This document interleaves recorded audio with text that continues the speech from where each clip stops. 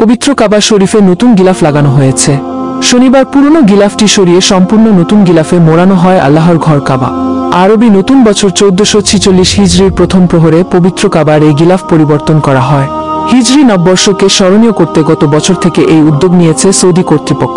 এর আগে প্রতি বছর 9 জিলহজ কালে কাবার গিলাফ পরিবর্তন করা হতো, তবে গত 2 বছর থেকে সেই নিয়মে পরিবর্তন এনে হিজরি নববর্ষের প্রথম দিন কাবার গিলাফ পাল্টানো হচ্ছে।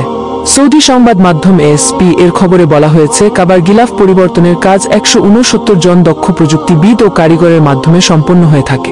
কাবার পুরনো গিলাফটি সরিয়ে নতুন গিলাফ কাবার উপর পুরোপুরি প্রতিস্থাপন করতে 3 থেকে 4 ঘন্টা সময় লাগে। কিং আব্দুল আজিজ কিসওয়াহ কমপ্লেক্সে পবিত্র কাবার গিলাফ প্রস্তুত করতে 200-এর অধিক কর্মচারী কাজ করে।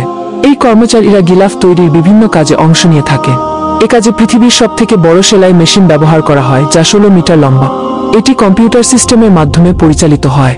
এর মাধ্যমে গিলাফের অন্যান্য কাজও সম্পন্ন করা হয়।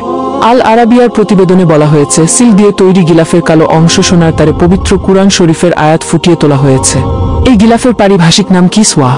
পুরো বছর জুড়ে বিশাল কর্মযজ্ঞের মাধ্যমে বিশ্বের সবচেয়ে বড় সুইং মেশিনে খুবই সতর্কতার সঙ্গে কাবার গিলাফটি তৈরি করা হয়। গিলাফটি মোট 56টি টুকরায় তৈরি করা হয়েছে, আর এগুলো এক একটি তৈরি করতে সময় লেগেছে 60 থেকে 120 দিন। কাবার গিলাফ পরিবর্তনের কাজ হাতিম থেকে শুরু হয়।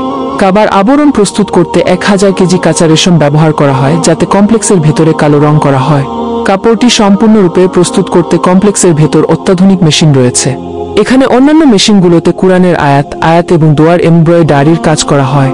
এর আগে বাদশাহ আব্দুল আজিজ কিসওয়াহ কমপ্লেক্স থেকে বিশেষ ট্রাক ও যানবাহনে শোভাযাত্রায় করে কাবা শরীফের এসব কাপড় নিয়ে আসা হয়।